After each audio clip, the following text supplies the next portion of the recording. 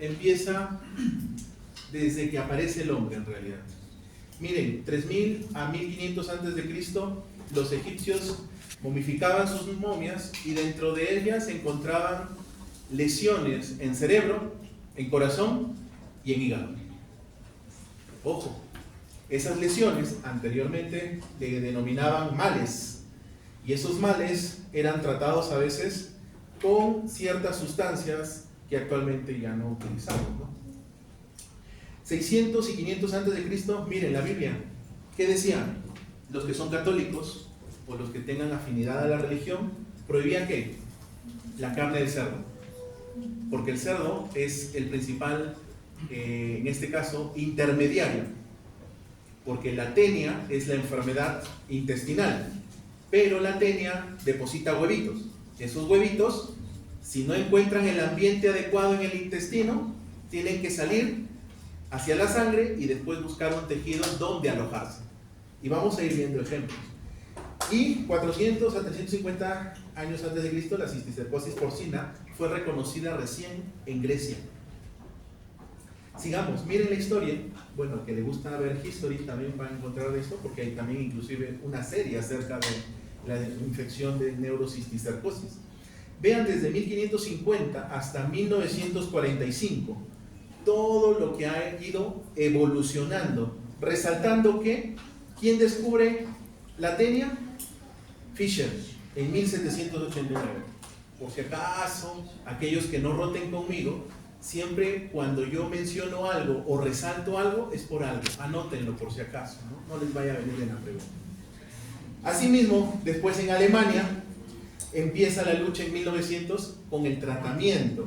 Sin embargo, vamos a ver que en Sudamérica, en Chile, en el Asenjo en este caso, ve lo que es a través de un procedimiento quirúrgico de la fosa posterior, hace una ventriculografía y encuentra unas lesiones quísticas en su paciente.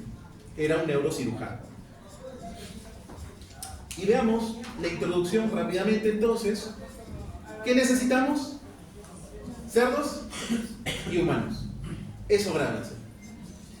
¿Qué tiene que tener? Malas condiciones de crianza o de sanidad. Y vamos a ver que ahí empieza el ciclo de la tenia solium.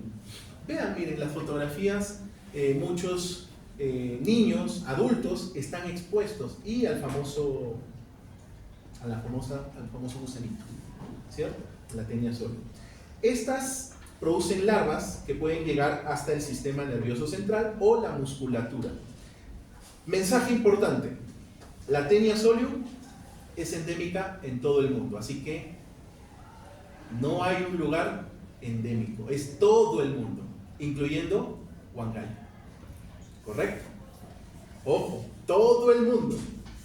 En estas áreas, la neurocisticercosis constituye la principal carga de enfermedad. ¿De qué especialidad? De neurología.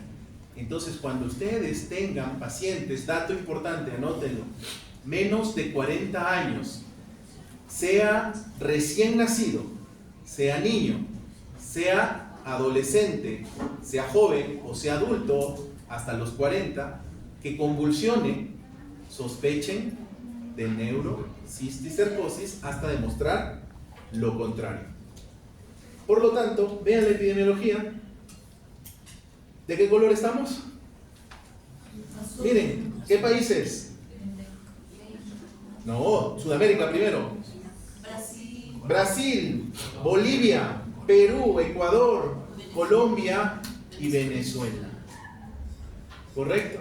Todos esos países tienen una alta incidencia de neurocisticercosis. Y vean, ¿qué países? Al frente. De nuestro continente está el continente africano. Ahí es donde se encuentra la mayor cantidad, y seguido de Asia, de los casos. Entonces tenemos tres continentes: Centro y Sudamérica, el continente africano y el continente asiático. Son los principales que tienen neurocisticercosis y bueno, por ende también la enfermedad de la tenia solium. ¿Correcto? ¿Está claro? Miren la mortalidad: 50.000 muertes por cada año. y vamos a ir viendo por qué. Y en lo que son zonas tropicales, que nos incluye el Perú, vean los casos, de 10 a 15 por cada 1000 habitantes. Ojo, estamos entre el 1 y 1.5%. Aprox. Y miren, bueno, esto es un dato en Latinoamérica. Vamos a ver que hay 14.9, o sea, 15 millones de personas que padecen de neurocisticercosis. Y recuerden lo que nos recordó el COVID. Pacientes asintomáticos. No todos hacen sintomatología. Y vamos a ver por qué. Porque la tenia y el cisticerco producen una sustancia especial que hace que se burle del sistema inmunitario y pacientes puedan tener sus cisticercos en su cerebro sin tener ninguna molestia o ninguna sintomatología. Vamos a hacer epidemiología. Vamos a ver que en el Perú tenemos todo lo que está en líneas rojas, vean. Estas son las zonas endémicas en Perú. ¿Dónde estamos? Junto con Juan. Todo costa norte, todo lo que es sierra y sobre todo selva alta. Esas son las zonas prevalentes de neurocisticercosis. Si les preguntaran dentro del examen, ¿cierto? Ahí está resaltadito. Costa norte, Piura, La Libertad, Ancash. ¿Quién concentra más? Siempre la capital. Acuérdense, Lima y la región Callao tiene altas prevalencias de todas las enfermedades. Si les dicen de VIH, Lima, Callao. Si les dicen tuberculosis, Lima, Callao. Si les dicen neurocisticercosis, Lima, Callao. ¿Correcto? ¿Qué más? Y la región de los Andes, miren, desde Cajamarca hasta Puno. Pero ahí está nuestra región Junín. La selva alta, Amazonas y San Martín. Sigamos. Acá les presento en resumen la guía de lo que es el Instituto Nacional de Ciencias Neurológicas. Ese es en base a estos conceptos lo que les voy a transmitir el día de hoy. El CIE-10 B690 para cuando se registra en el GIS, ya que ahora está de costumbre el examen del MINSA, ¿no? Que les piden hasta cómo saber llenar un GIS, ¿no? O les preguntan el CIE-10, que también a veces pueden ser salvajes algunos. B69, por si acaso les dejo el datito. La neurocisticercosis es la parasitosis producida ¿por quién? Por la fase larvaria, por la larva, fase larvaria del cesto de Taenia soli. Ojo, fase larvaria. Yo no repito por algo, ¿no? Y vamos a ver ahí, vean. Estas son las 3 enfermedades. Nosotros tenemos que tener teniasis, porque sin esto no puedo evolucionar a esto en mi músculo. Cuando tengo el cisticerco en el músculo se llama cisticercosis. Cuando tengo el cisticerco en el hueso, cisticercosis. Cuando lo tengo en el hígado, cisticercosis. Ya, así. Pero cuando está en el sistema nervioso central, recién recibe el neurocisticercosis. ¿Correcto? ¿Dónde puedo más tenerlo? Ojo, vías biliares. Esto es muy próximo al sistema nervioso central. Considérenlo ese dato. Cuando tengo cisticerco y le gusta, le encanta colocarse en la retina y puede generar desprendimientos de retina. Lamentablemente, ¿sí, doctor? ¿Qué pasó? A ver, cuéntenos, estamos todos. Conocemos una compañera que justo se desprendimiento de retina. Por eso es importante a veces hacer fondos de ojos. Cuando tengan a veces visión borrosa, que puede ser muy momentánea, muy pequeña, no solamente sospechen de una patología netamente retiniana, sino que también puede ser relacionada con un proceso infeccioso. Ejemplos: sífilis, citomegalovirus, toxoplasmosis, cisticercosis. Ojo, está relacionada siempre también con retina. Ahora, ¿qué necesito saber, doctores? Que la enfermedad resultante de la infestación, esa es la palabra, infestación de la forma larvaria en el sistema nervioso central. A eso se le llama cisticercosis o neurocisticercosis. Y vean, una característica. Hay muchos pacientes que tienen cisticercos y son asintomáticos. Ojo, doctores. Ahora, si les preguntan por las tenias, los tres tipos de tenias más frecuentes que afectan al ser humano, obviamente la principal es la del cerdo, la tenia solum. La segunda es la que afecta al ganado, a las vacas. Se llama tenia saginata. Pero también puede producir neurocisticercosis en menor grado. Acá no tenemos la asiática, que está en el jabalí. Eso no tenemos aquí. Seguimos, entonces, doctores, ¿qué necesito? Pregunta. Lo que hemos visto en las primeras diapositivas es que tengamos contacto ¿con quién? Con el cerdo. Pero si en mi comunidad no hay cerdos, ¿qué necesito? Un ser humano que sufra de teniasis. Ojo, no solamente es el cerdo, sino que tiene que haber una persona que tenga la enfermedad de teniasis, es decir, parasitosis. Porque él en sus heces libera huevos, ¿cierto? Y recuerden algo, en las noches todo ser humano elimina sus parásitos. Ojo, aquel que tenga y duerma con sus niños, con su pareja o con algún otro familiar, si tiene parásitos, el parásito por lo general tiende a salir y dejar los huevos en la mucosa anal. Y así por eso también no es necesario tener un animal, sino solamente tener una persona infectada o infestada, para poder después otro paciente desarrollar inclusive cisticerco en los músculos o en otros órganos o localizarse en el sistema nervioso central. ¿Está claro? Perfecto, miren. Entonces, el cerdo, ¿qué viene a ser? El huésped intermediario. ¿Quién es el huésped final? El ser humano, porque el ser humano padece de las tres que ya hemos visto: la teniasis, el cisticerco y la neurocisticercosis. ¿Estamos claros, doctores? Puntuales. Miren, acá les ofrezco una imagen que es mucho más didáctica y que te trata de decir, si algo tienes, ¿cómo lo prevengo?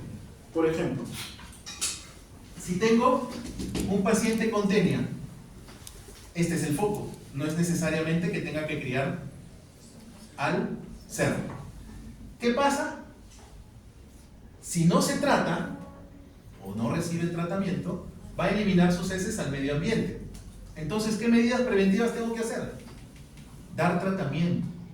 La forma de evitar la cisticercosis y la neurocisticercosis es tratar la teniasis.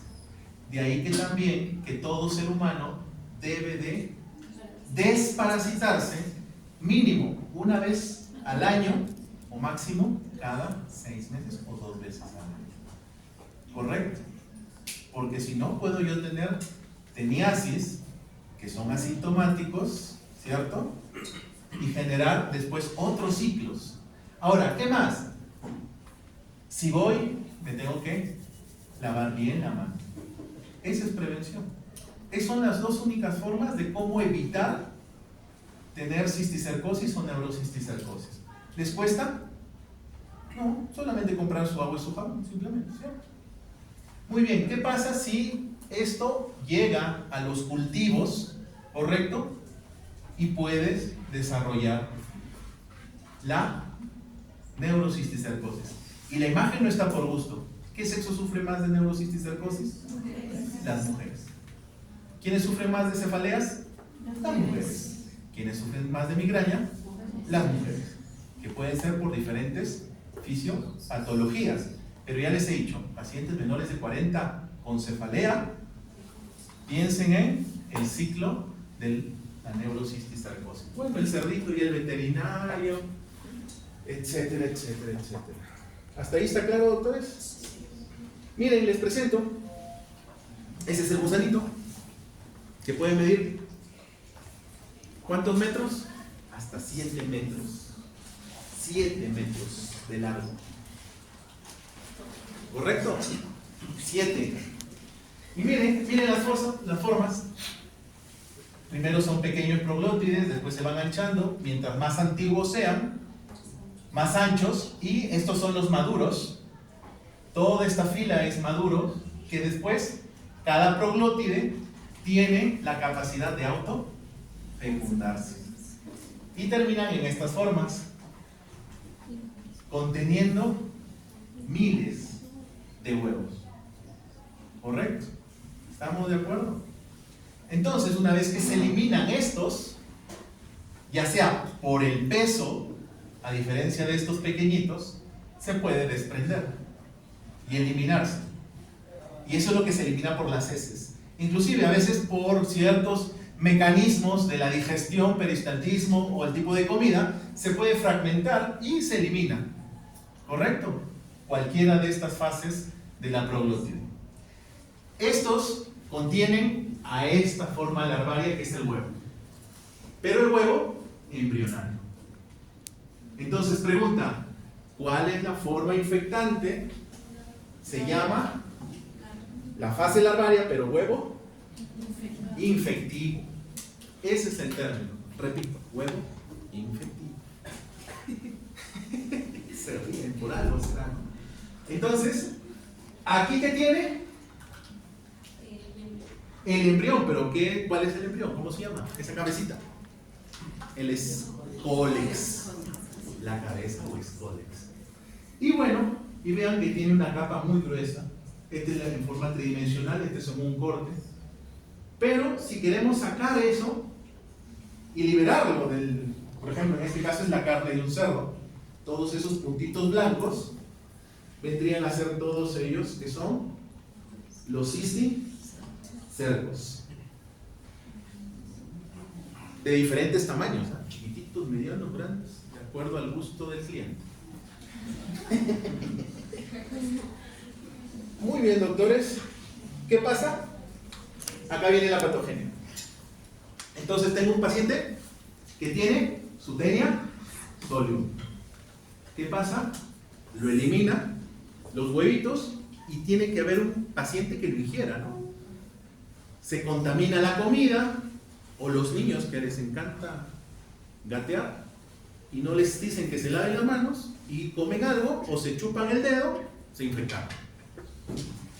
Obviamente toda la envoltura gruesa pasa por los jugos gástricos, se empieza a disolver y el embrión se libera directamente en el duodeno. Y ahí empieza su ciclo de maduración o se libera. Acuérdense algo, a mis alumnos que rotan conmigo les digo que en el intestino hay translocación. Si no, no existiera la respuesta inmunitaria. Virus, hongos, parásitos, ¿cierto?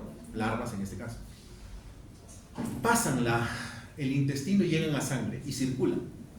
Las larvas pues hacen lo mismo, ¿cierto? El cisticerco pasa, es transportado, ¿cierto? Estos puntitos blanquitos del intestino atraviesan hacia el torrente sanguíneo.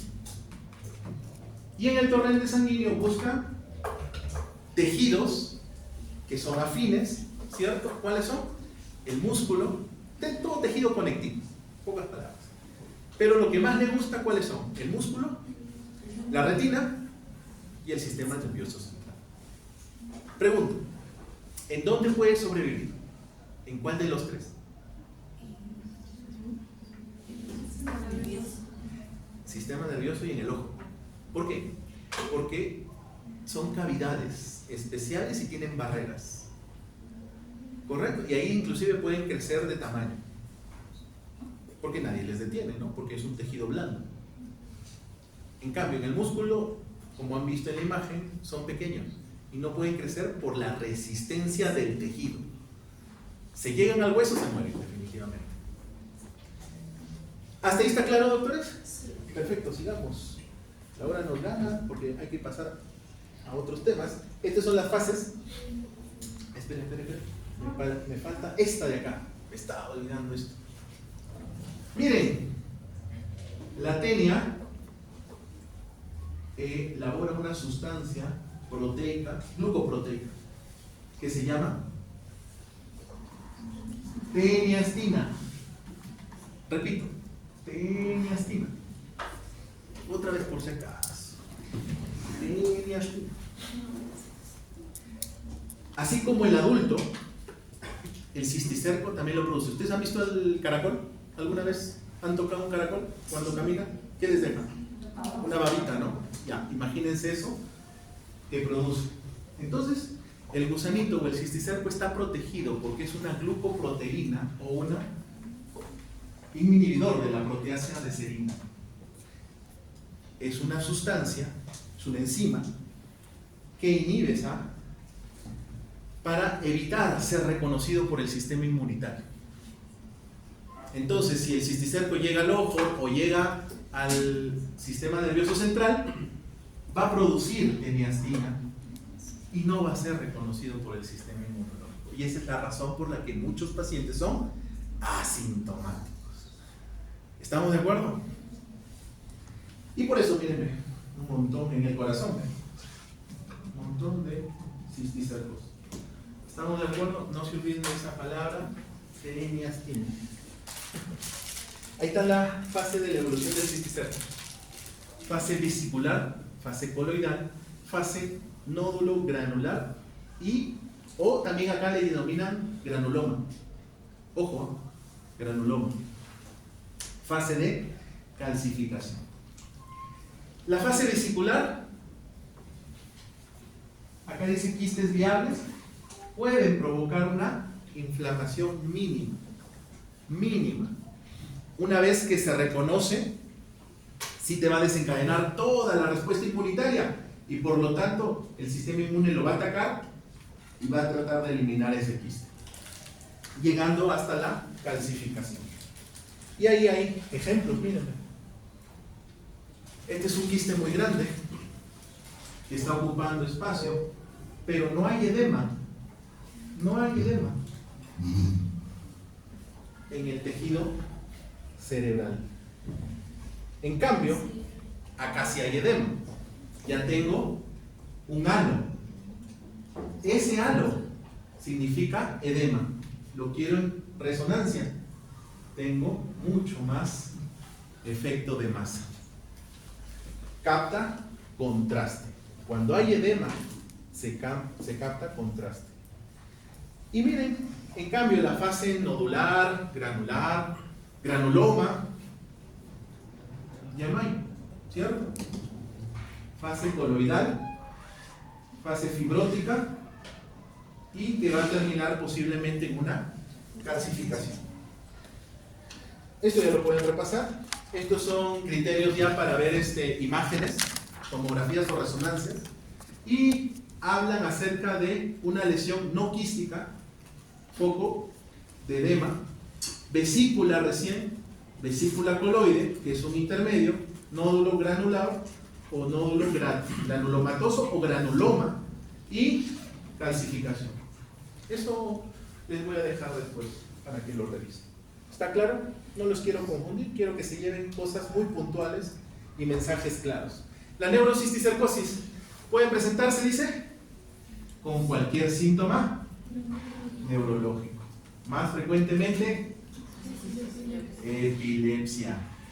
Por eso lo que les decía, menos de 40 años, epilepsia. Que puede ser de inicio tardío, que puede o no estar asociado a dolor de cabeza, puede o no estar asociado, y la hipertensión endocraniana. Pero vamos a ir viendo que podemos clasificar en dos tipos. La neurocisticercosis, que te da epilepsia netamente, si lo queremos clasificar en dos grupos, que te da epilepsia, y aquel que te da hipertensión endocraniana. Así lo podemos dividir, nada más, en epilepsia y hipertensión. ¿Cómo? Acá les presento el cuadrito. Miren, Cuando los quistes o el cisticerco está en el parénquima, te da sí o sí epilepsia. Te da convulsión, en pocas palabras. Cuando el parénquima está ocupado y también puedes tener lesiones extraparenquimales, sobre todo en meninges o en la parte de la retina, ¿qué vas a tener? Cefalea, la cual va a ser progresiva. Progresiva, progresiva. Y una característica que dice: por más que le des analgésicos, no mejora la cefalea. Cuando tengan eso, sospechen de neurocisticercosis. Y no simplemente, no, es migrañoso, es migrañosa. No, doctor. Puede tener su quiste arriba, su parásito. Se ríen atrás la doctora. Hipertensión endocraniana. Ya, pues cuando tengo un quiste grande, pues ya. Porque está ocupando un espacio. ¿Cierto? Presionan las cisternas, presionan el mismo tejido. Y obviamente, ¿qué voy a empezar a tener? Cefaleas, náuseas y vómitos, que son signos de hipertensión. Y algo que necesitan tener y hacer su fondito de ojo. Su papiledema. Si tienen papiledema, definitivamente van a tener hipertensión endocraniana. Puede estar, ¿dónde? Localizado. Empezamos a hacer diferencias. Cuando tengo quistes solamente en el parénquima, convulsiona el paciente. Cuando tengo quistes en todo mi sistema, ¿cierto? De cisternas, tercer, cuarto ventrículo, tengo signos de hipertensión endocraniana. Y bueno, y de ahí tienes todos los otros que inclusive a veces, no, mi pata es psiquiátrico, toma su pastilla. No, y si tiene neurocisticercosis, doctores. Adrede le dicen psiquiátrico, ¿no? Ojo, cuando tienes compromiso de retina o del ojo, se puede estar asociado con los pares craneales. ¿Cuáles son? Estos dos son los que preguntan en exámenes. Cefalea o convulsión con compromiso de pares craneales, les ponen así, el caso clínico, y convulsiona. Neurocisticercosis. ¿Estamos de acuerdo, doctores? Perfecto. Sigamos. ¿Hasta ahí está claro? ¿O les estoy aburriendo? Ya, perfecto. Muy bien. Sigamos. Miren, acá hay una publicación bien bonita en donde tratan de unificar criterios. A mis estudiantes les digo que en infectología hay 4 pilares diagnósticos: criterio epidemiológico, criterio clínico. ¿Quiénes más? A ver, están acá mis alumnos. Criterio laboratorial, doctora. Imagenológico. E imagenológico. Este tema cumple los 4 criterios. ¿Correcto? Los 4 criterios cumplen. ¿Quién más cumple 4 criterios? Tuberculosis. ¿Quién más cumple? VIH. Bueno, todas las infecciones cumplen esos 4 criterios. En fin, vamos a ver. Y ahí está. Miren. ¿Qué necesito tener? Criterios absolutos.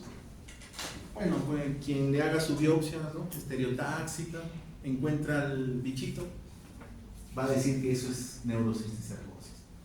¿Qué más? Cuando ve el fondo de ojo y encuentra el cisticerco en la retina, ya, caballero, porque ya lo estás viendo, el parásito, ¿no? O por estudios de neuroimágenes. Pero, ¿qué necesitas? Miren, acá están los criterios de neuroimagen. Todos estos. En pocas palabras, se aprenden las fases, ¿no? Fase quística, ¿cierto? Coloide y calcificación. Y bueno, no nos olvidemos del granuloma, porque algunos hablan de granuloma, ojo. También acá. Y no significa tuberculosis. Y bueno, después hay otros criterios que hay que saber, que son las manifestaciones clínicas que acabamos de ver en la diapositiva anterior. Y algo más importante. Aquellos que quieran saber realmente qué es cisticerco. Hay 2 pruebas, saben, ¿cierto? Serológicas, el Western blot y el ELISA. ¿Qué hace el INS? Western blot. El ELISA más caro lo hace. Porque si ustedes se hacen en cualquier laboratorio van a encontrar un ELISA truchado, ¿no? O sea, no les va a salir negativo. No se usa para diagnóstico. Cuando quieren detectar anticuerpos, Western blot. ¿Qué van a pedir, doctores? ¿Biopsia? No, ¿cierto? ¿Qué van a pedir biopsia? Ni el neurocirujano hace biopsia. Se les hace chía. Se ríen los doctores. Esto es para estudios, obviamente, en otros hospitales del extranjero. Pero acá miren, tremendo quiste. Está en la retina, ¿no? Y miren los quistes de acá, por imágenes. Múltiples. ¿Hay edema? No, cierto. ¿Y dónde están también los quistes? ¿Parenquimales? Y intraventriculares. ¿Qué sintomatología pensarían que tendría ese paciente? Cefalea, convulsiones y signos de hiper. Ya, ahora sí ya saben. Perfecto. ¿La serología cuál es, doctores, para no perder tiempo? Western blot. ¿El ELISA? Al menos si se hacen en clínicas, no lo hagan, no pidan. El Western blot. Ahora, ¿y por qué? La pregunta también que viene, ¿por qué no se recomienda el ELISA? Te da falsos positivos y puede tener pregunta de exámenes y datidosis, y la más preguntada en salud. Porque esto les gusta preguntar en salud, no sé por qué. Heminoleptis nana. Y da las mismas imágenes también de lesiones, a veces quísticas, en el cerebro. Pero es más parenquimal. ¿Su prima de quién es? Esto lo tiene también el perro, ¿no? Y lo tenemos nosotros, porque es el ser humano. Pertenece también a nuestra microbiota intestinal. No sé, de repente por eso lo preguntaré a salud, no lo sé, pero sí hay preguntas de eso antes. Ahora, el significado de las bandas del Western blot, cuanto más bandas hay, significa que hay posibilidad de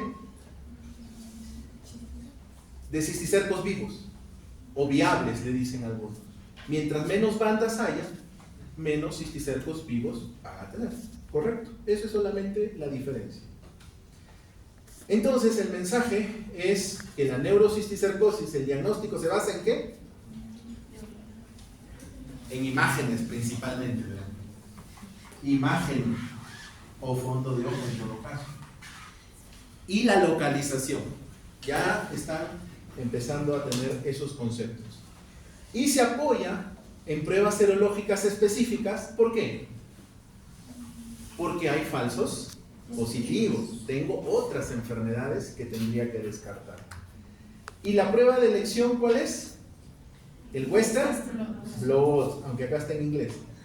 El Western blot, doctores. Y acá está. ¿Por qué sería importante la neuroimagen? Ahí está. Primero, tengo que ver que si está la lesión en el cerebro. Eso es lo que quiero yo ver. ¿Qué más? ¿Estarán vivos? ¿O estarán en evolución? ¿O ya muertos o calcificados? ¿El número es importante, doctores? Sí, porque mientras más cisticercos tengas en el sistema nervioso central, potencialmente, ¿qué puede generar? Cuando tú le das el antiparasitario, se va a inflamar, va a ser edema, y mientras más números tengas, ¿cierto? Vas a tener más edema, tu paciente se puede enclavar. ¿Estamos de acuerdo? Para evitar ese edema cerebral, ¿qué tendría que darle? Corticoide. ¿Estamos de acuerdo? Si lo vemos así es fácil, ¿cierto? La medicina, ¿no? Tamaño, pequeños o efecto de masa. ¿Por qué? Hipertensión. Si es grande, hipertensión. ¿Y si está dónde? En todas mis cisternas, hipertensión. Ubicación, el tejido cerebral, cavidades, ventrículos. Y esto es lo más importante, doctor.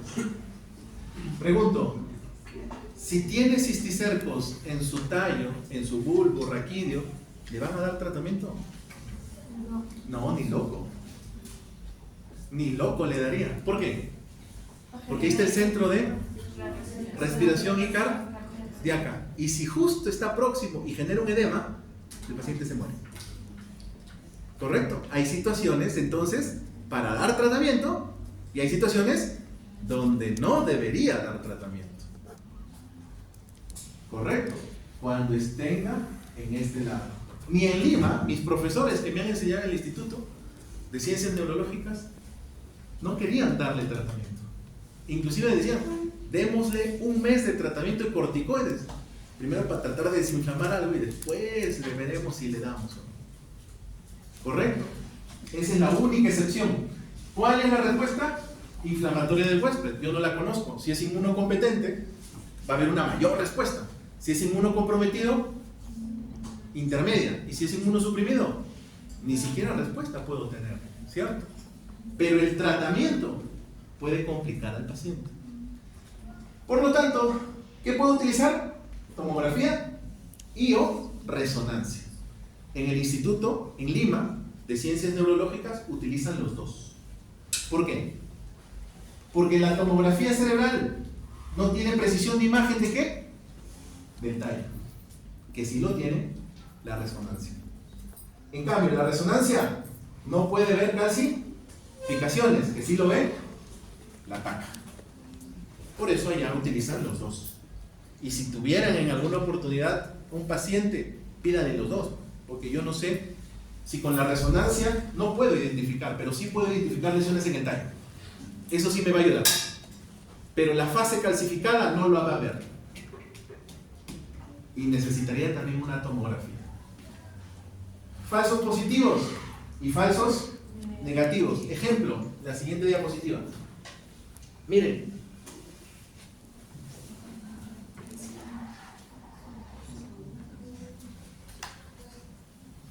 Es igualito, ¿no? Sí, parece un cisticerco, dice acá, ¿no? Pero medio raro, ¿no? Medio larguito, pero bueno. ¿Qué es?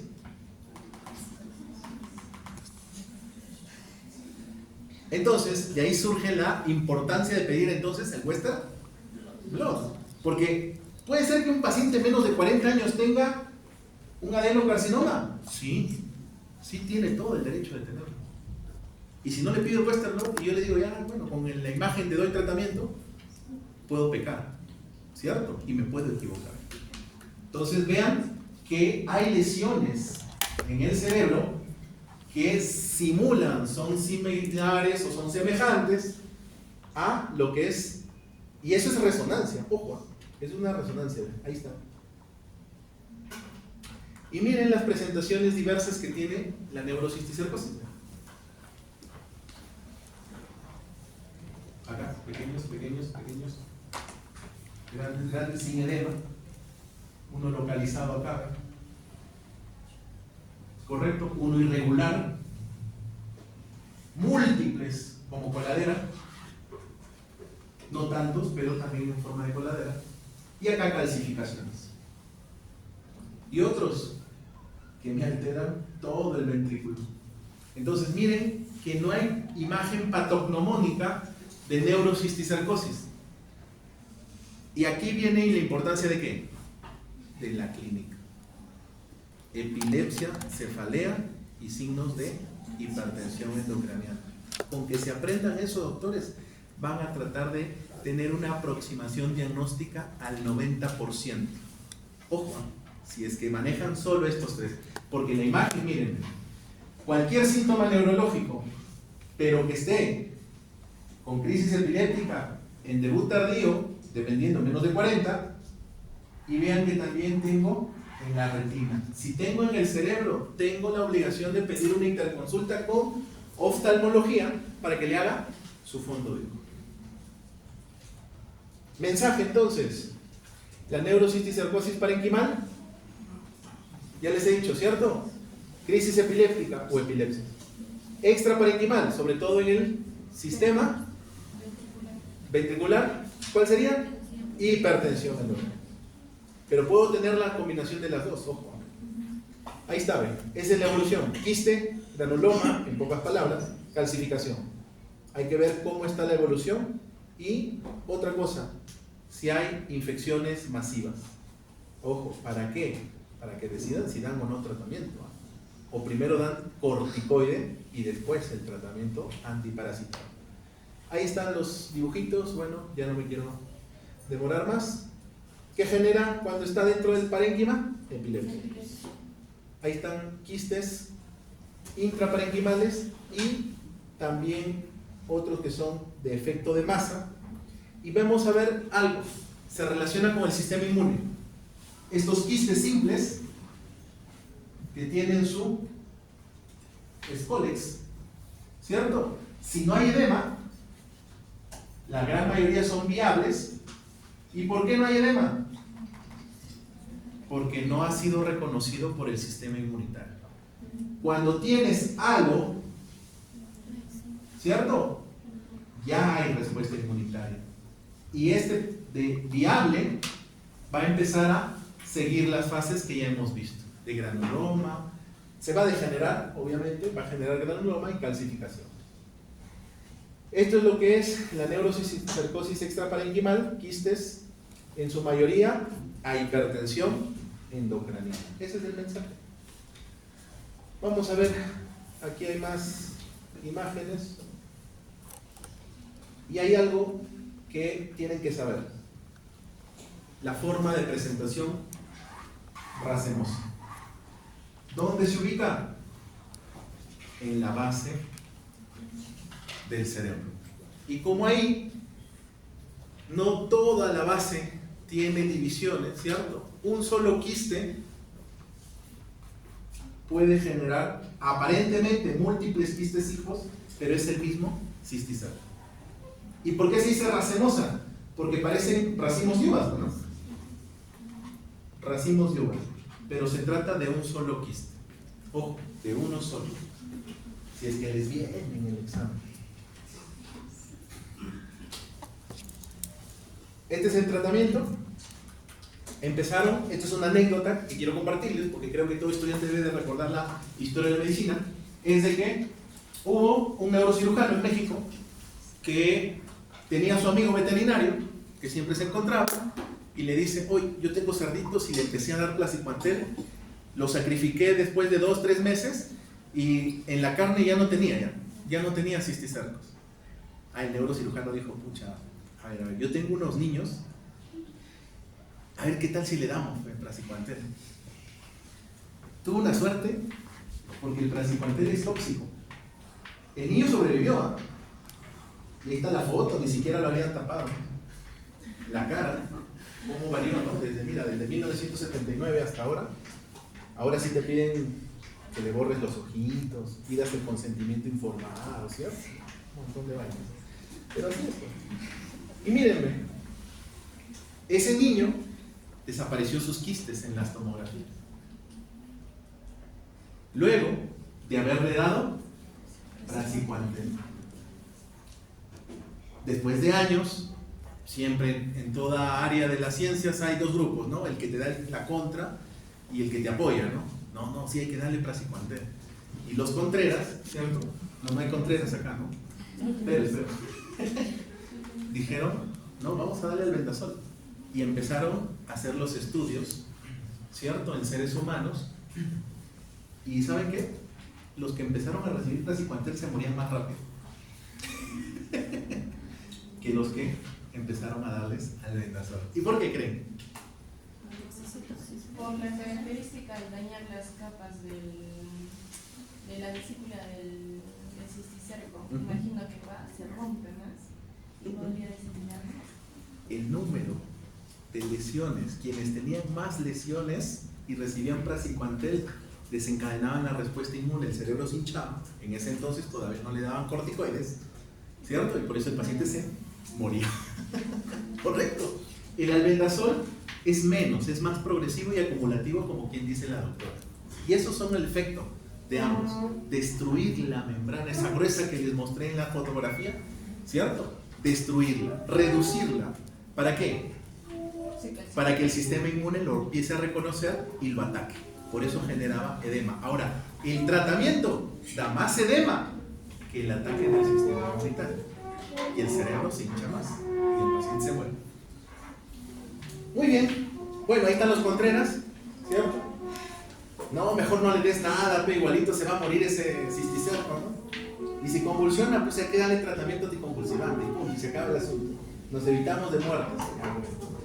¿Qué pasó? Hay una publicación en el Instituto de Ciencias Neurológicas de acá de Perú, en donde describían que el albendazol no solo no servía. Y dijeron, bueno, pues hay que darle con praziquantel, pero antes de eso hay que darle corticoide. ¿Y verdad? Miren, con albendazol y placebo,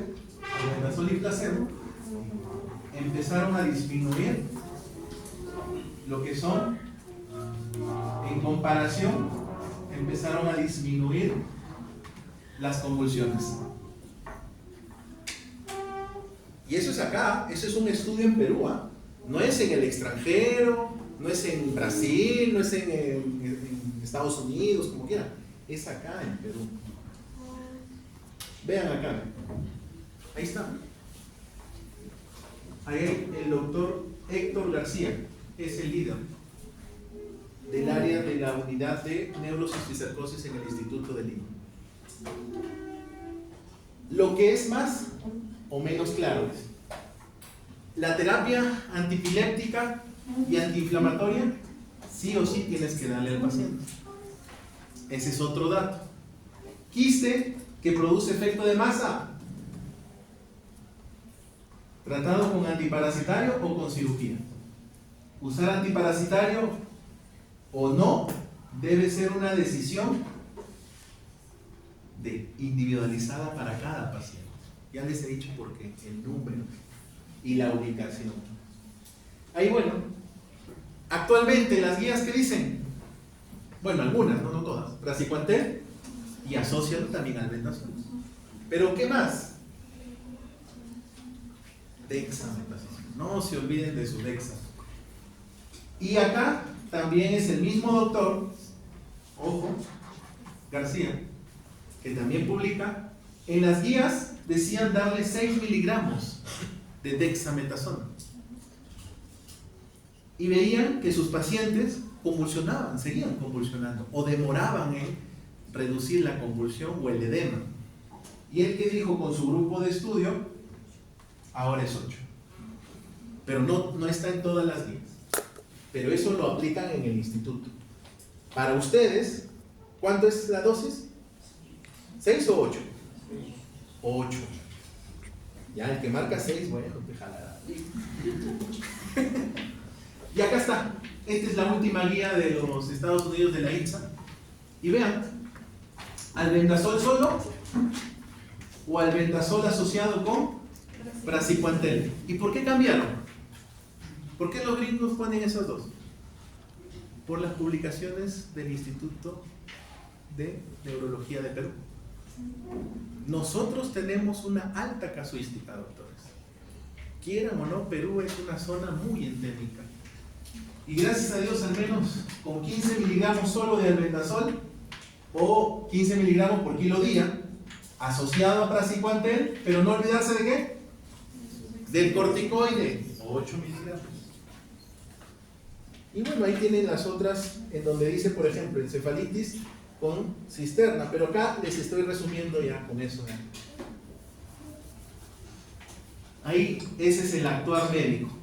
Si tengo de 1 a 5 quistes, en el parénquima es leve la gravedad. ¿Qué hago?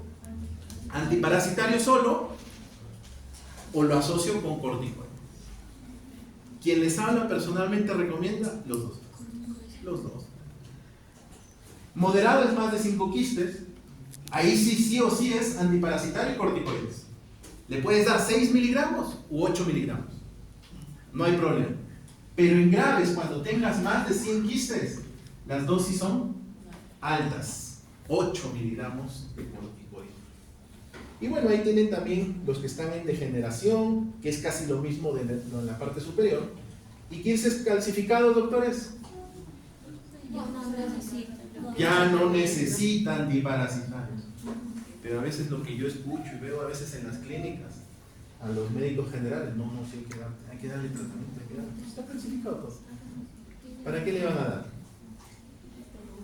Exacto, muy bien, doctor. Y ahí miren lo que les decía. ¿Qué pasa si tengo en la cisterna? Tiene que venir el neurocirujano y operarlo. Quistes gigantes o con meningitis crónica o signos de aracnoiditis. ¿Qué tengo que darle? Antiparasitario, corticoides en altas dosis. Y sí o sí. No, solo si es que tiene signos de hidrocefalia, le hago la derivación. Bueno, lo llamo al neurocirujano, mírame, tiene estas lesiones, le voy a empezar el tratamiento, ¿le vas a operar o no? Así no. Mira, tiene signos de hipertensión endocraniana. ¿Correcto? En oftalmo, los oftalmólogos tienen que operarlo, tienen que quitarle ese quiste. ¿Qué más? Y miren, hidrocefalia con quistes, pero que no sean visibles en neuroimagen. No le den tratamiento, se va a morir el paciente. ¿Y qué tienen que tratar de ver? Una derivación. Una derivación. Esas son las excepciones de no recibir tratamiento. ¿Cuáles? Hipertensión endocraniana ubicada en cisternas y calcificaciones. No les den tratamiento. Mensaje. Los antiparasitarios parecen ser beneficiosos en la mayoría, pero dependiendo del número, de la localización, van a decidir ustedes si le dan o no le dan. Se debe se debe definir el tipo de neurocisticercosis y priorizar el manejo sintomático. El tratamiento antiparasitario, mensaje, nunca es una emergencia, o sea, no es inmediatamente de brindarles al paciente. ¿Correcto? O le inician corticoides primero, ¿cierto? Que puede ser unos días, una semana, un mes, inclusive en el instituto lo hacen así, y después le inician el antiparásito. Y le hacen controles tomográficos o resonancia dependiente. ¿Está bien? ¿Ese es el mensaje? ¿Quedó claro, doctores? Listo, justo para poder pasar a la otra clase. Muy bien, gracias. ¿Quejas? ¿Denuncias? ¿Me puedo ir? Sí, ya, muy bien. Me voy. Ya, muy bien.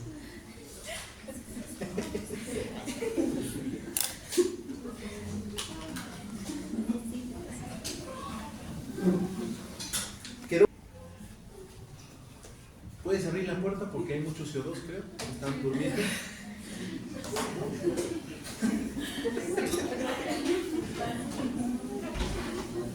¿Listo?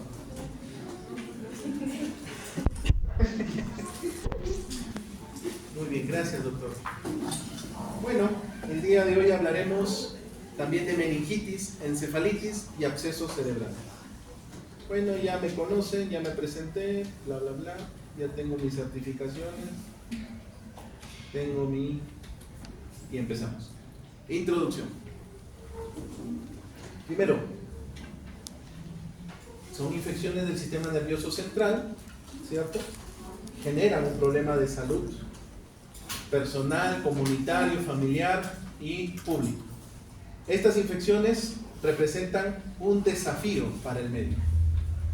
Es un desafío en realidad detectar lo que es una infección en el sistema nervioso central o sospecharlo al menos. Pero después de esta clase sí ustedes van a poder tener esa capacidad. Cosa que no tienen muchos residentes, ¿no? Y hasta asistentes, ¿no? Les comentaré. Ahí dice, son causas ocasionadas por ¿quiénes? Bacterias, virus, hongos, parásitos. Se relacionan con la edad, sexo y la capacidad de la respuesta inmune. ¿Correcto? Pacientes menores de 12 meses o pacientes menores de 1 año no tienen todavía la capacidad funcional de su barrera hematoencefálica. Por lo tanto, es el grupo que tiene más riesgo de sufrir meningitis, encefalitis y abscesos. menores de un año o menores de 12 meses. Repito, ¿no? 12 meses o un año. ¿Por qué? Porque todavía no está maduro la barrera hematoencefálica. Pregunta, ¿hasta cuántos años madura el sistema nervioso central? No, sistema nervioso central, no sistema inmune. Hasta los 20 años. Ojo, hasta los 20 años no madura su cerebro.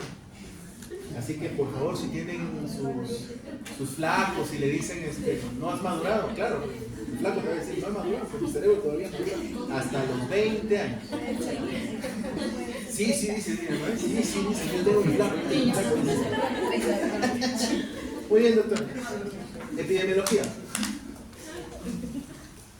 Estos tres temas, meningitis, encefalitis y absceso, ¿qué son? Emergencias. Muy bien, doctora. Y se mueren los pacientes. Es una de las 10 causas a nivel mundial. Incidencia anual de 2 a 5 por cada 100.000.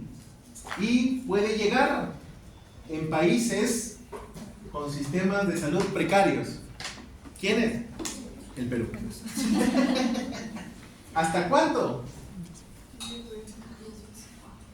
Es decir, que por cada 100.000 puedo tener hasta 4 o 70 casos. ¿Estamos de acuerdo? Y de 30 a 50% de sus sobrevivientes que tienen secuelas neurológicas. Al menos un gradito de secuela, un pequeñito. ¿Cierto? Siempre, aquel que le ha dado meningitis tiene una secuela neurológica. Dependiendo de la edad, la plasticidad cerebral te puede generar otras vías accesorias, que eso es muy diferente. Correcto, pero siempre vas a tener secuelas. Y miren, ¿cuáles son los agentes? Neumococo, meningococo, gripe. ¿Con qué se relaciona? Con estaciones. ¿Cuáles? Invierno. ¿Por qué creen que cuando entramos a invierno empiezan las campañas del Ministerio de Salud, de la Organización Mundial de la Salud a nivel mundial? Porque los gérmenes virales y bacterianos que tienen la capacidad de pasar la barrera hematoencefálica generan meningitis. ¿Estamos de acuerdo, doctores? Y acá les resumo. Ahí está. Las 3 definiciones. A ver. Primero, ¿cuál es la definición de meningitis? Primero tengo que colonizar con el germen, ¿no? El germen tiene que llegar a la membrana, generar una inflamación, ¿cierto? Y esa inflamación puede llegar hasta inclusive la médula espinal. Pero ¿cuáles son las 2 capas que se inflaman? Que son el diagnóstico de meningitis. Si les viene la pregunta, puede ser la respuesta leptomeninges o puede ser aracnoides o piama.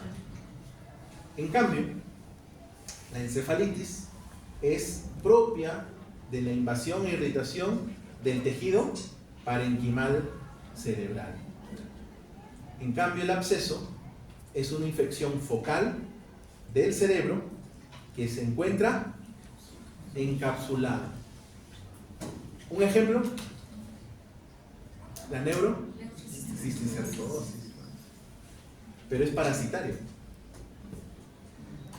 Muy bien, ¿qué más?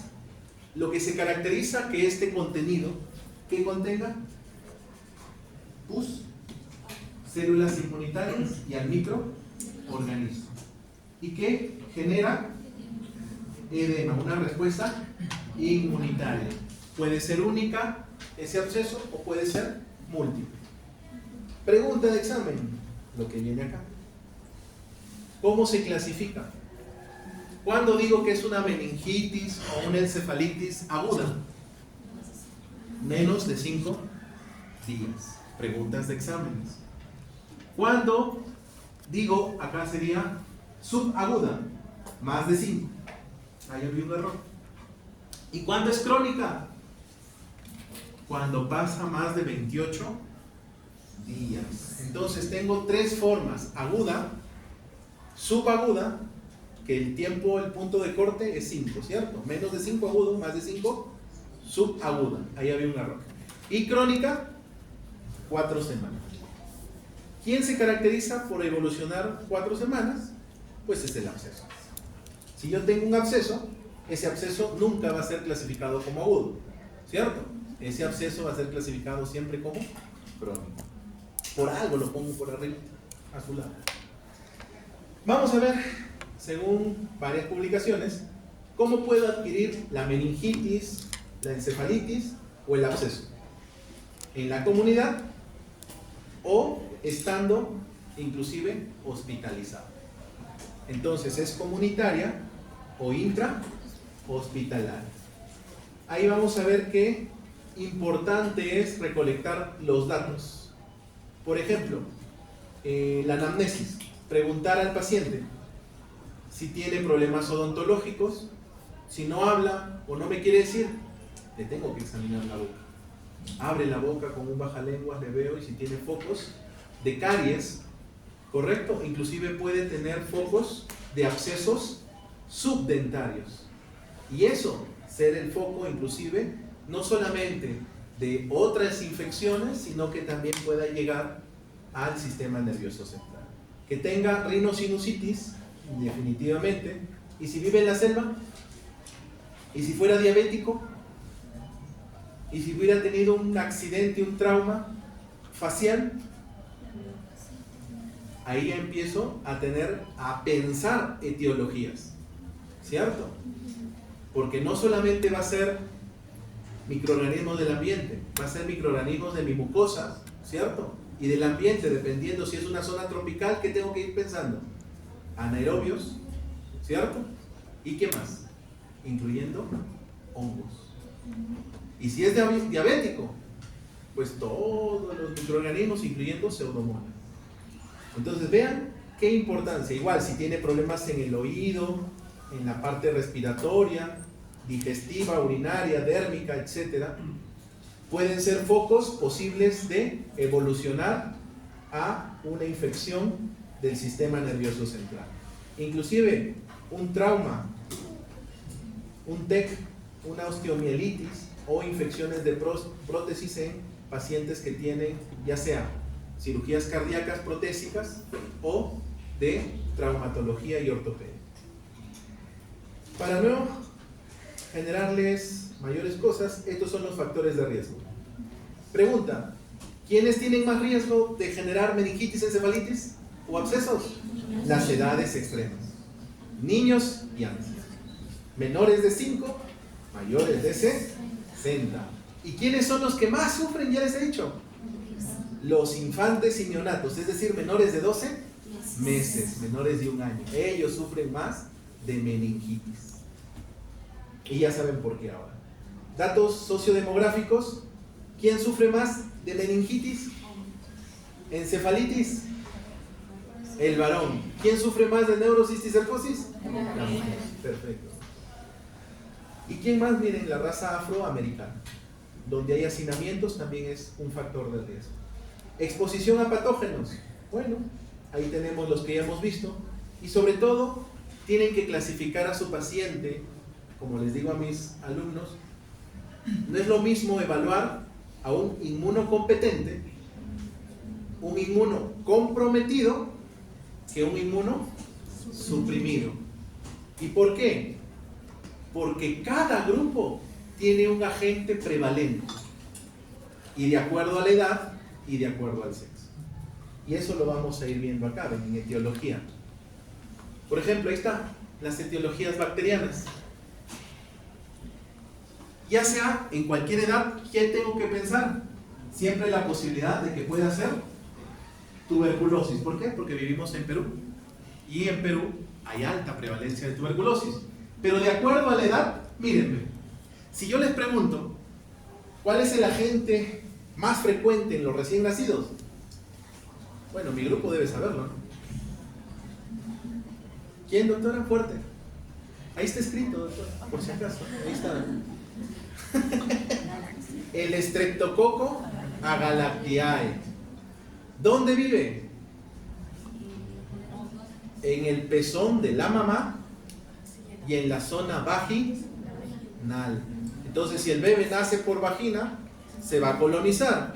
Y si está inmunocomprometido o suprimido, va a ser infección. A diferencia de que, ¿quién sería el inmunocomprometido o suprimido? El prematuro. A diferencia del que nace a término, con un peso adecuado, con un tamaño adecuado. ¿Ven la diferencia? Si ya digo que el recién nacido a término, menor de 12 meses, tiene más probabilidades de hacer meningitis, el prematuro tiene el doble. ¿Cierto? Y la primera causa. ¿Y con qué se trata el Streptococcus agalactiae? Primero, ¿qué es el estreptococo? ¿Qué tipo de bacteria? Porque ya han llevado, ¿cierto? Es un gran positivo, ¿cierto? ¿Y qué peculiaridad tiene?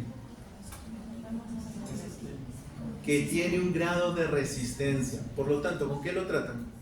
¿Con penicilina? ¿Con clinda? ¿Con oxa? Como algunos creen. ¿Con qué le dan? Primero, cefalosporina de primera generación. ¿No funciona? Recién van copiando, porque después no va a haber otra cosa. Muy bien, doctores. Después de Escherichia coli y la listeria. La listeria, obviamente, porque es un inmuno comprometido. Recién está madurando. Si es lactante, miren, Haemophilus, influenza tipo B o riquecias. En niños, esa es pregunta mía. ¿Cuál es el principal o los dos principales agentes infecciosos? De meningitis. El neumococo, que tiene el nombre de, Neisseria meningitidis, y el estreptococo. Es decir, el meningococo en primer lugar y segundo, el neumococo. ¿Cierto? Primero, meningococo, por algo es de meningitis. Primero es meningo. En cambio, en el adulto se invierte la cosa. Primero el neumo y después el meningo. Y en el inmunosuprimido, mírenme. Listeria monocitogénica. ¿Con qué trato la listeria? Pregunta de examen, ¿no? Por cierto.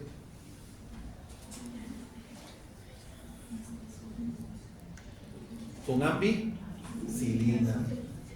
Con ampicilina. Ojo. Por eso que a los inmunosuprimidos le tienen que, aparte de dar el esquema normal de meningitis, tengo que agregar ampicilina. Muy bien. En virus, y miren, en bacterias, todas estas listas, dependiendo del grupo etario, hacen meningitis, meningoencefalitis y abscesos. Ojo. El viral, ¿qué hace? Meningitis, encefalitis y la combinación de ambos. Meningoencefalitis. ¿Hace abscesos el virus? No hace abscesos. En niños, ¿cuál es el principal grupo? En pediátricos, enterovirus. Pregunta, enterovirus. ¿Cuáles son? El ecovirus, el coxsackie tipo A o tipo B, y el enterovirus 70 y el serotipo 71. Acuérdense de eso, ¿no? Repito, a ver, por si acaso alguno se haya quedado con dudas. Enterovirus, ¿en dónde? Pacientes pediátricos. Ecovirus, coxsackie A, coxsackie B, o enterovirus, ya sea el serotipo 70 o el 71. ¿Por qué? Porque estos son los que dejan secuelas permanentes en los niños cuando les da meningitis. Ojo. ¿Y todos dónde viven? En el intestino. Muy bien, adenovirus, influenza, la rabia, herpes, tanto 1, 2, o sea, la familia herpes vírida, ¿cierto? Herpes 1, herpes 2, ¿cuál más?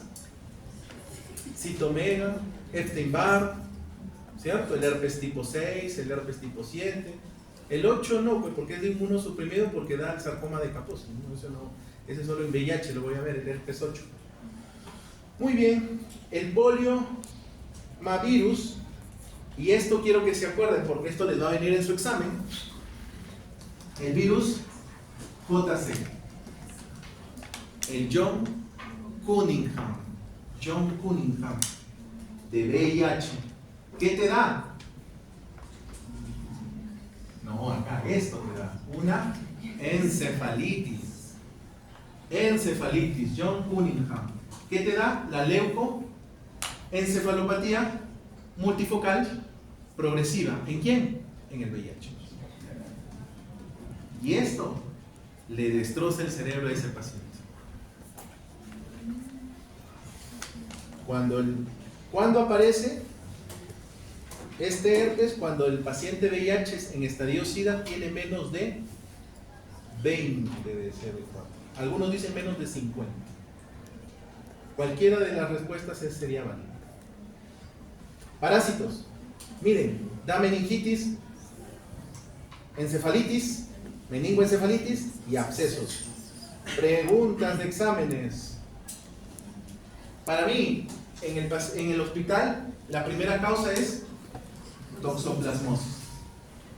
Te da meningoencefalitis, te da los de acá, pero también te da abscesos múltiples. Forma parte del diagnóstico de Torch. Y para su examen, a veces, Naegleria fowleri, Acanthamoeba y Balamutria mandrillaris. Estos son por excelencia los parásitos que dan abscesos. ¿Correcto, doctores? A ver, repetimos por si acaso. Naegleria, Acanthamoeba y Balamutria. ¿Qué dan? Abscesos. Muy bien, doctor. Y los hongos, obviamente, te pueden dar también las 4 manifestaciones: meningitis, encefalitis, la combinación de ambos, que es meningoencefalitis, y abscesos. ¿Cuáles son? A la cabeza, criptococo, neoforma. En paciente inmunocompetente o en paciente inmunosuprimido. VIH. Histoplasma, inmunocomprometido e inmunosuprimido. Bien difícil que le den el inmunocompetente. Blastomices dermatitis, cuando empiezas una lesión en la dermis, en la nariz o en el oído, por contigüidad llega y forma un absceso. Y paracoccidioides brasilensis. ¿Cuáles se tienen que aprender? Los dos. ¡Wow! Miren que se los estoy dando ya así masticadito. Asociado a vacunas, como trabajo en un hospital materno-infantil, en niños y en gestantes, ciertas vacunas que son virus atenuados dan encefalitis y meningoencefalitis. ¿Cuál es? Varicela, fiebre amarilla, sarampión e inclusive las vacunas contra la rabia. Y todas ellas son las principales que te dan con las siglas de ESAVI. ¿Y qué es el ESAVI? Bueno, mis estudiantes ya lo saben, pero el resto. A ver, doctora, ¿nada? Son eventos supuestamente atribuidos a la inmunización. Perfecto, doctor. Varicela, fiebre amarilla son las que más problemas han traído en la historia después de haber aparecido las inmunizaciones con cuadros de vacunas que se hayan activado, obviamente. Miren, las vías son hematógena, por contigüidad y directa, ¿cierto? ¿Cuál es la principal? Hematógena. Quiere decir que todos los microorganismos que hemos mencionado, que son los principales, pueden haber mucho más, siempre tienen que llegar a sangre.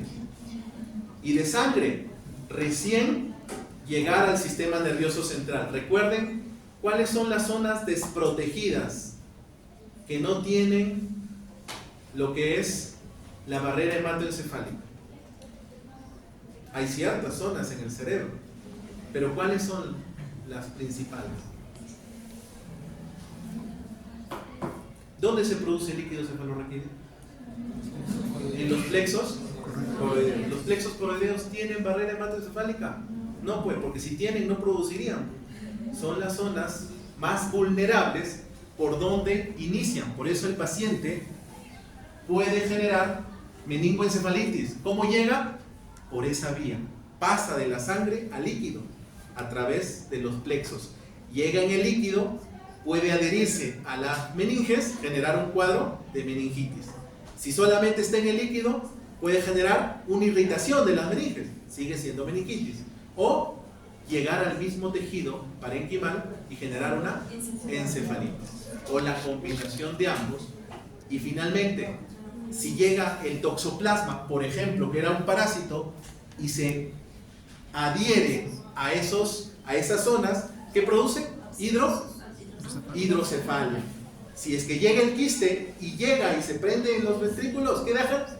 Hidrocefalia, ¿no? Tan fácil como eso. Tienen que tratar de razonar. Los abscesos pueden ser por diseminación continua, que es la gran mayoría, pregunta de examen, 50%. ¿De dónde? De los, ¿cómo se llaman estas cavidades? Los senos paranasales, el oído medio y infección dental. Por eso les digo, a todo paciente hay que evaluarle la cavidad oral. Y si tiene caries, tiene que llamarlo al odontólogo, porque posiblemente pueda tener alta probabilidad de tener abscesos subdentarios.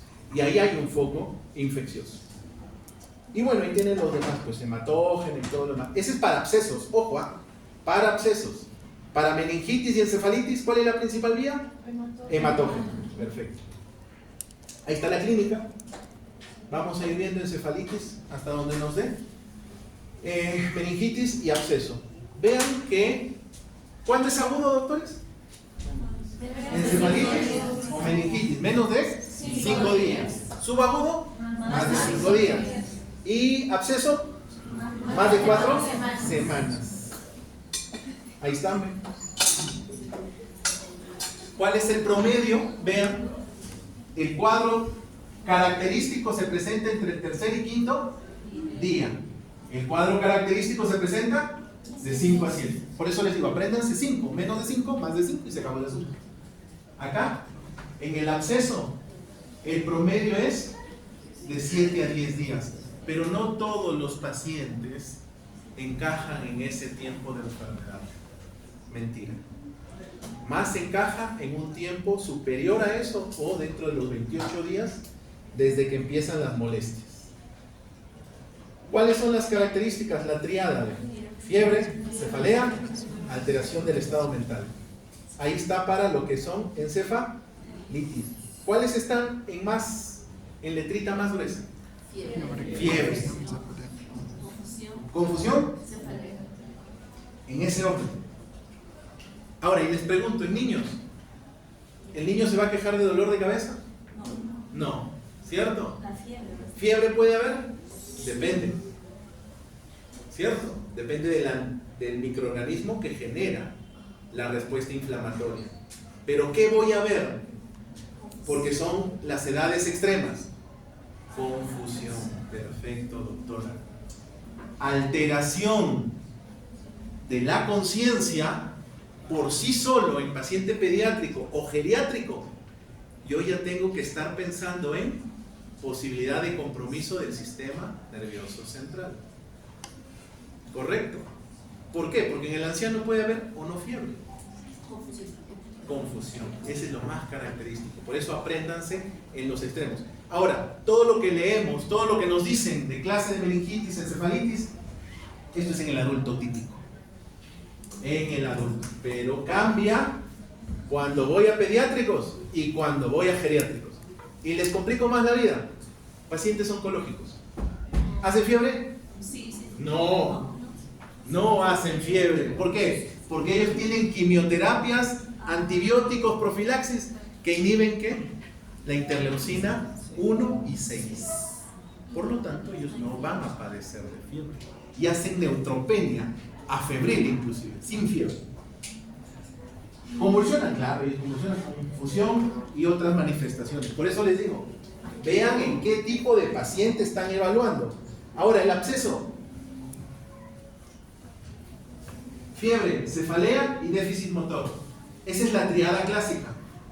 Hay un estudio, hay un metaanálisis que nos dice que uno o solo dos de esos síntomas es para sospechar lo que es un absceso o un compromiso del sistema nervioso central. ¿Cuál piensan que es? ¿Cuál de todos?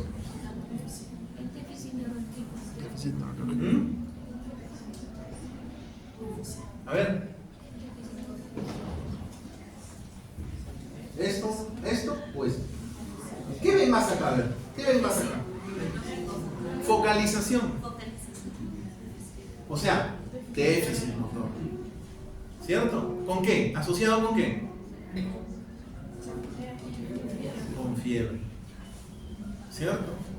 Si tengo déficit con fiebre, como sin cefalea, puedo tener un compromiso del sistema nervioso central porque si focaliza, tiene que haber algo que haga un efecto de masa. ¿Correcto? Ahora, en los extremos de la vida, ¿los niños focalizan? Sí, pueden focalizar. ¿Convulsionan? También pueden convulsionar, ¿cierto? ¿Pero qué más es, hemos dicho? Trastorno del sensorio. ¿Y qué tiene que haber? Fiebre, porque un absceso sí o sí hace picos altos de fiebre. ¿Ven la diferencia? Si es meningitis o encefalitis, solo confusión o alteración del sensorio. Pero si está con fiebres altas, tengo que también pensar en absceso. ¿Estamos de acuerdo? Y miren acá. Ahí está. Esto es para la meningitis. En niños, ¿a la cabeza quién está? Alteración, confusiones, cambios de comportamiento, debilidad o alteraciones. Si esto de acá se focaliza, aparte de eso tengo que pensar en abscesos. Y en recién nacidos y lactantes les complico más la vida. Somnolencia, irritabilidad o letargia.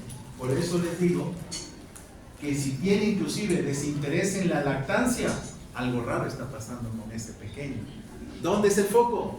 Sistema nervioso central. Y bueno, ahí están los síntomas comunes: fiebre, dolor de cabeza en el adulto, rigidez de nuca, ¿cierto? Y pueden o no haber signos de hipertensión endocraniana. ¿Qué horas son? Uy, ya me pasé un minuto. ¿Seguimos? No hay clase, ¿no? Todavía, ¿no? Y si llegan ya, porque nos esperen un minuto. Manifestaciones clínicas de abscesos. En pocas palabras, si ya tengo una masa, es un PEI, ¿cierto? Un proceso expansivo intracraneal. Si tengo náuseas, vómitos explosivos, signos de hipertensión. ¿Y qué tengo que ver? Fondo de ojo, papi, edema. Destrucción tisular difusa, bueno, eso está relacionado más al EM, con inmunosuprimidos. ¿Y qué es? Focalización. En abscesos, por eso les digo, yo les estoy tratando de dar lo sencillo para que ustedes empiecen a reconocer. Miren estos síntomas. Esto ya lo pueden ustedes leer. Este es todos los signos que cuando roten pediatría, ¿cierto? Les van a preguntar. Este cuadrito de acá. Los que rotan niños y adultos grandes, los de arriba. Pero es lo mismo que hemos visto en las diapositivas anteriores. Estas son las fases, ¿no? Los eventos tempranos se dividen en fase 1, en fase 2 y en fase 3, que es la progresión de la irritación de lo que son las meninges y o el tejido. Doctor, ¿cuál es el síntoma característico de la fase 1 donde hay liberación de citoquinas e inflamación? Fiebre y cefalea. Esa es la fase 1. La fase 2 se caracteriza por encefalopatía. ¿Cómo se traduce? ¿Cómo yo puedo observar, objetivar en mi paciente? Confusión, meningismo, glucosa consumida en el líquido cefalorraquídeo. Fase 2. Fase 2. Fase 3. Todavía estoy en eventos tempranos. Alteración de mi barrera hematoencefálica. Se inflama y cuando se inflama se abre pueden pasar cualquier microorganismo. ¿Aquí dónde está? El trastorno del sensorio. Cuando ya tengo un paciente en trastorno del sensorio, en cualquiera de sus evoluciones, ya está en la fase 3 para pasar a eventos internos, que es lo que es el aumento de la presión intracraneal. Pero ¿cuál es lo que más característica tiene el evento intermedio? Vasculitis. Vasculitis. ¿Y qué tengo acá? Convulsiones, signos meningios o neurológicos e inclusive parálisis de pares craneales. Ese es eventos intermedios. No se olviden. ¿Dónde aparecen los signos meningios? En los eventos intermedios. Y eventos tardíos, cuando ya hay lesión neuronal, hay parálisis, deterioro, coma y muerte. Esto es lo que tienen que evitar. O, si se recupera, secuelas. Ahí están las secuelas. Estos son los síndromes que ustedes tienen que evaluar en los niños, adultos mayores. ¿Cuál sería? Un síndrome infeccioso. ¿Por qué? Porque hay presencia de fiebre. Síndrome infeccioso sí existe, ojo. Porque he escuchado también a algunos residentes, no, ¿qué te pasa? ¿Qué tienes? Le dice el interno. No, pero si a mí me han enseñado, doctor, yo tengo mi bibliografía, le enseña la diapositiva. Síndrome encefálico. ¿Y por qué? ¿Por qué? Porque lo trato de relacionar con las fases que acabo de explicarles. Porque si le dice síndrome infeccioso es porque me está diciendo en pocas palabras que está en la fase temprana, fase 1. Nada más. Síndrome encefálico, alteraciones del estado de alerta, somnolencia. Quiere decir que ya está en fase 2, fase 3 temprana, ¿cierto? E intermedia. Y meningio, intermedia. Síndrome de hipertensión, intermedia, crónica, ¿cierto? ¿Se acuerdan de eso? Ahí están los diagnósticos diferenciales. Bueno, las etiologías ya las hemos visto en la primera diapositiva. ¿Cómo puedo hacer la punción lumbar? Y que a algunos residentes les encanta preguntar: ¿cuántas capas tienes que atravesar para poder obtener el líquido cefalorraquídeo? ¿Cuántas? Cuenten. 1, 2, 3, 4, 5, 6, 7, 8. 8 capas, esa es la respuesta. Ahí están, desde la piel hasta el espacio subaracnoideo. Fascia superficial, ligamento supraespinoso, ligamento interespinoso, ligamento amarillo, el plexo venoso, que acá es donde la mayoría llega y rompe las venas y empieza a salir por el líquido gotas de sangre. Si empieza a llegar, pues métalo más. Todavía estoy acá en el sexto. Métalo más. Porque se asustan, pues. El interno, el residente que nunca ha tenido la capacidad de hacer una punción lumbar, ve sangre y se asusta y se bloquea. No, pues está en sangre ya, pues mételo más, mételo para que trate de llegar, pase la dura madre, ahí vas a empezar a sentir un primer tirón. Cuando pasas, atraviesas la aguja, es una resistencia, la primera resistencia. Cuando sientas ese paso, falta la segunda resistencia, que es la aracnoides, que es mucho más suave. Pasa y llegaste al espacio. Los que sean o los que quieran seguir la parte de anestesiología tienen que ser capaces de todo esto. Y les preguntan, por cierto. Y recién, puede ser el paciente echado y tengo que velar mi cresta ilíaca, ¿cierto? Y hago una línea imaginaria y tengo que encontrar el espacio intervertebral. Ahí es la zona de punción. O puedo subir al anterior. ¿Correcto? Esos son los dos espacios en donde yo puedo hacer la punción lumbar. Y si es sentado, tiene que estar tratando de abrazar y generar una inclinación. ¿Para qué? Para que se estire, se abra el espacio. Y lo mismo, pero sentado. Y ahí busco o en la parte superior. ¿Estamos de acuerdo? Entonces ya una vez que ustedes de repente intenten en alguna oportunidad están con sangre, no, el doctor mira, me dijo un tema así. Muy bien. Estos son los líquidos. Esto ya lo tienen que ustedes repasar. Pero hay algo que quiero que ustedes sepan, que a veces creo que no les explican, les dicen, ¿qué es esto? Este término. Leucitosis. Es un término que usan en Lima para cuando encuentres de 5 a 10 linfocitos en el líquido cefalorraquídeo. Esto significa proceso inflamatorio, migración hacia el líquido. Así como hay una quimiotaxis de la sangre hacia el tejido, así lo mismo ocurre, pero pasan la barrera hematoencefálica de 5 a 10. ¿Correcto? Esto ya es una respuesta inflamatoria.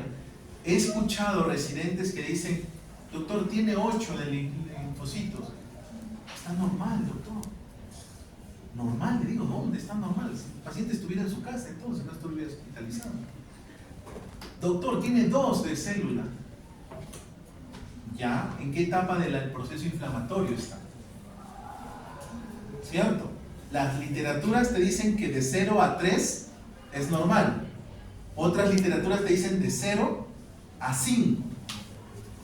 Y los americanos te dicen que de 5 a 10 o de 5 a 8 existe este fenómeno. ¿Y con qué se relaciona? A veces con gérmenes que no generan mucha respuesta inflamatoria, o que el paciente vive en una zona endémica y ha tenido contacto con varios microorganismos y por lo tanto posiblemente pase y no generará tanta respuesta inflamatoria. ¿Correcto? Entonces, si a ustedes les dicen o encuentran 6, 7, 8, 9 de leucocitos, ¿es normal? No, ya hay una respuesta inflamatoria. ¿Va a depender del microorganismo? Sí. Otra cosita, ¿quién consume glucosa? ¿Solo las bacterias? Hongos, ¿qué más? Parásitos, sí, doctor, ¿quién dijo? ¿Quién dijo parásitos? ¿Quién dijo parásitos? Sean valientes. Yo, doctor. ¿Quién? ¿Quién, el doctor? Está bien, porque parásitos sí. El neurocisticerco consume glucosa. ¿De dónde creen que quiere sobrevivir? Va a consumir glucosa. ¿El toxoplasma consume glucosa? Sí, doctores, consume ligeramente la glucosa. ¿Y qué son? ¿Bacterias? ¿Hongos? Parásitos. ¿Y los parásitos que hemos mencionado? Como la... A ver. Ahora. No se acuerda. Balamutria, muy bien, doctora. Ese es uno de ellos. Consumen glucosa. Por eso es importante el estudio del líquido cefalorraquídeo. Y algo más. Cuando tengan signos de meningitis, cuadro respiratorio o gastrointestinal, pero que el paciente tenga un rash dérmico, ¿qué van a pensar? ¿Qué etiología? El meningococo. ¿Quién es el meningococo? La Neisseria meningitidis, que es un diplococo, prima hermana de la gonorrea. Y la gonorrea también da, cuando te da gonorrea, te da un rash. Petequias en el tronco, en extremidades, en palmas y plantas. ¿Quién da en palmas y plantas? La sífilis. Y es una bacteria también, ¿cierto? ¿Quién no es una bacteria y te da lesiones en palma, en boca y ano? El Coxsackie, hemos dicho acá, que es un enterovirus y te da también en palmas y plantas. ¿Quién más? El famoso TORCH. El citomegalovirus, el toxoplasma, la rubiola, la sífilis, el herpes, ¿cierto? Te dan lesiones como rash también. Entonces, pero patognomónico, sí es pregunta de examen. En tronco, extremidades principalmente, petequias que les diga, la respuesta es meningo viral.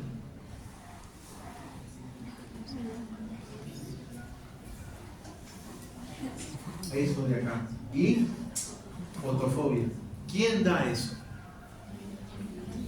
Los enterovirus. El ecovirus, el Coxsackie. ¿Quién más? ¿Quién más hemos puesto ahí en la lista? Por algo no repito, doctor, esto ya es dicho, por algo lo repito. A ver, ahí está el doctor, está revisando, lo felicito. La memoria es frágil, siempre en medicina. Ecovirus, o el hechovirus, ya ese es uno, ecovirus, ¿qué más? Coxsackie, ¿qué más? El A y el B, ¿no? Y Hay el entero, 70 y 71. 70, 71, ¿pero qué? ¿Cómo se llama? El enterovirus. A ver. Ahí está todo, doctores. Y la tuberculosa, bueno, ¿qué tengo que preguntar? Letargia y sudoración. Porque la cefalea ya les he dicho, si es un niño no va a tener. Si es un adulto mayor no va a tener, pero si es un adulto sí. ¿Correcto? Y si es una gestante, ella va a tener todo exacerbado. Ella sí va a tener dolores de cabeza muy intensos. Va a tener náuseas y vómitos por la misma gestación. Puede generar un rash, sí, todo lo que acabo de describir. ¿Correcto, doctores? Estas son las contraindicaciones de la punción lumbar. Lo van a tener que leer. ¿Correcto? Por lo general, ¿cuál es la principal que no deberían ustedes hacer punción lumbar? Signos de hipertensión endocraniana. O si encuentro papi, no, paciencia, pídanle un estudio de imágenes, una tomografía. Si tiene signos de hipertensión endocraniana, no se atrevan a punzar al paciente. ¿Por qué? Porque terminan enclavándolo al paciente, ¿cierto? Por la descompresión brusca de la presión intracraneal.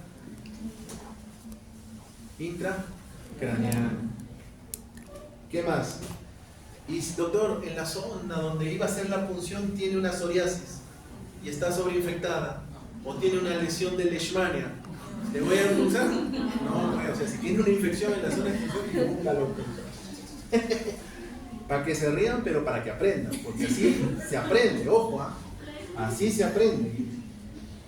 Ahí está la evidencia actual, inclusive les demuestro ahí que hay pautas de lo que son del American College of Emergency Physicians, hay pautas del Instituto de Excelencia de Salud de los Estados Unidos también, y inclusive del Starship Hospital, donde tienes 3 posiciones bien marcadas, ¿no? Prefiero, si tengo signos de hipertensión, neuroimagen. Si no, mi clínica manda, no hay signos, sí puedo hacerle la punción, ¿correcto? Y si no hay infección. ¿Y cómo lo resumo? Ahí vean. Son las directrices, las 3 principales directrices. ¿Pueden tomarle foto, por favor? Para que no se olviden. Y miren la directriz sueca, ¿verdad? A diferencia de la americana o norteamericana y la europea.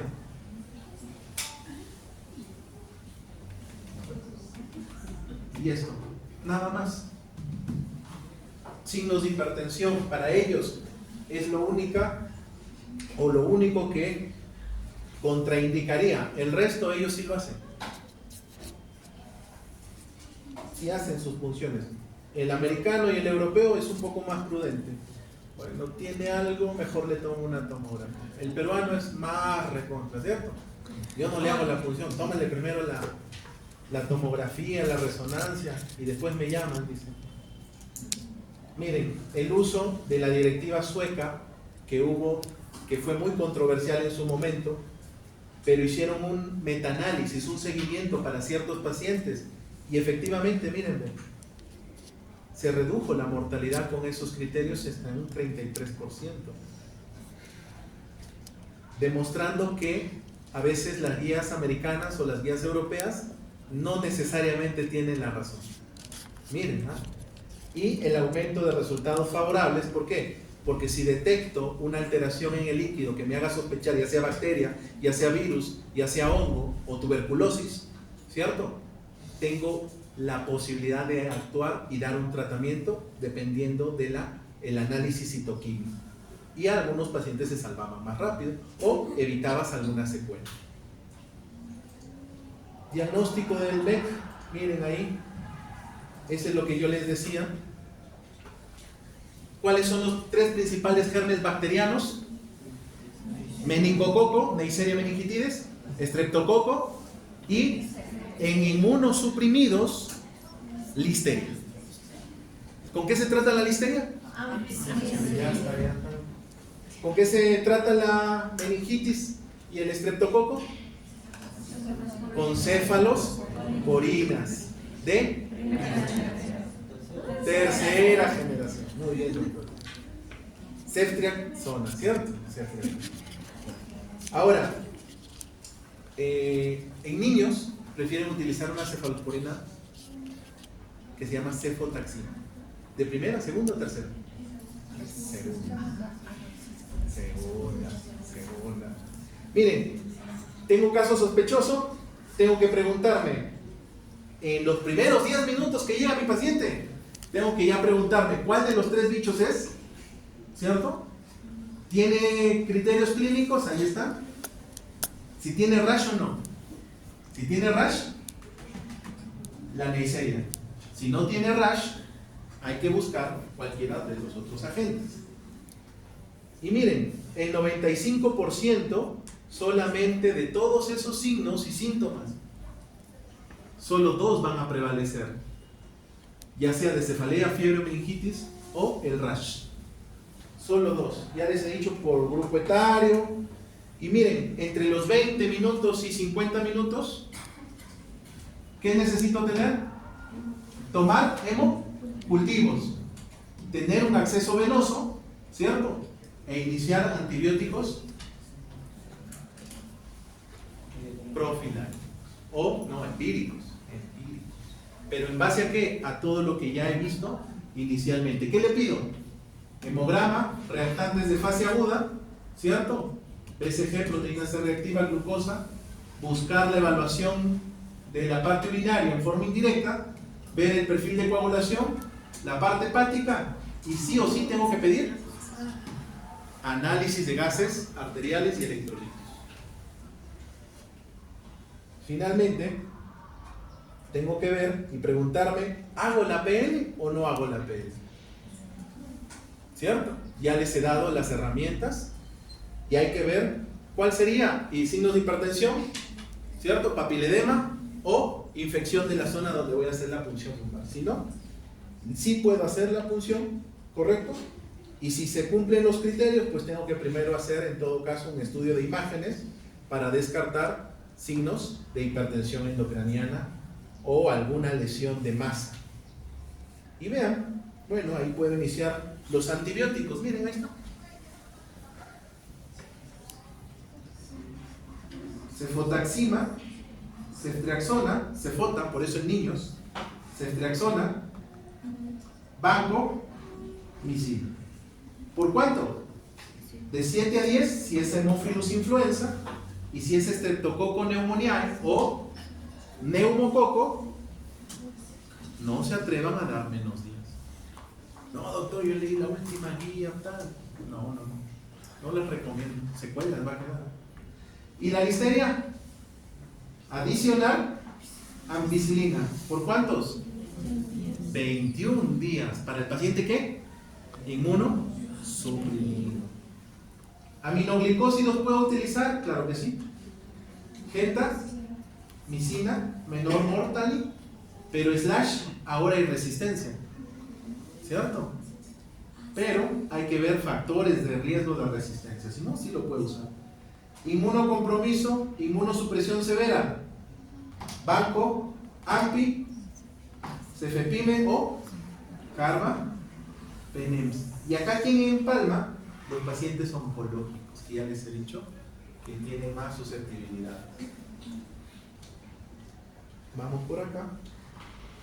Y ahí pueden tener también el siguiente flujograma. Con eso ya vamos terminando para no cansarnos. ¿Sí?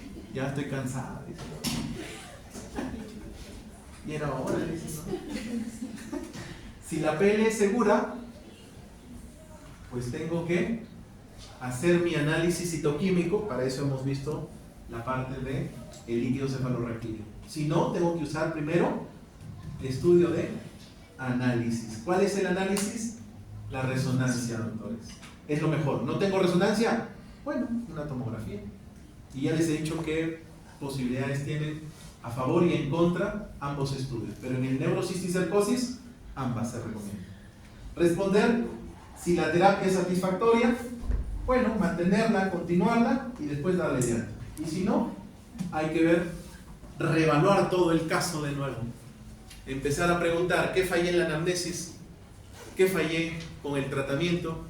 ¿Correcto? O inclusive repetir el estudio citoquímico. Es decir, hacer una nueva función lumbar y hacer todo mi otro de nuevo. Empezar de nuevo. ¿Correcto? Ahí está. Reevaluar los datos clínicos. Ya ustedes revisan el resto que vienen a hacer todos los laboratorios. Ahí se los dejo. El estudio de imágenes, ya no me alcanzó el tiempo. Ya no quiero que se estén durmiendo, teniendo compromiso del sistema nervioso central, con posibilidades de llevar a una secuela permanente. No quiero ser responsable. Y ahí están los abscesos, ¿cierto?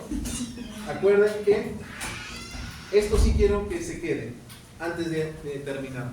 Los abscesos cerebrales te pueden llevar a ventriculitis. La ventriculitis se da tratamiento a veces de 4 hasta 6 semanas de antibióticos. Es mucho más. Y terminas haciendo una derivación externa o una derivación interna para ese paciente. Plexitis coloidea es casi, porque acá ya les he dicho que en los plexos es donde pasan los microorganismos y si se quedan ahí generan otro problema que es similar, que después va a evolucionar a ventriculitis. Y bueno, pus en las leptomeninges. Muy bien, doctores, ahí está la terapéutica, ahí están las guías, vean, miren, les vuelvo a dar cuadritos importantes para que, no solamente para el curso, sino para sus exámenes, menores de un mes, menores de un año, de 2 a 50 años, mayores de 50, inmunosuprimidos, e inclusive esta tablita les puede ayudar para exámenes externos, no solamente para esto. Y ahí están los antibióticos y combinaciones que serían de primera línea para cualquier caso que ustedes puedan tener de acuerdo al agente microbiano. El antiviral, el aciclovir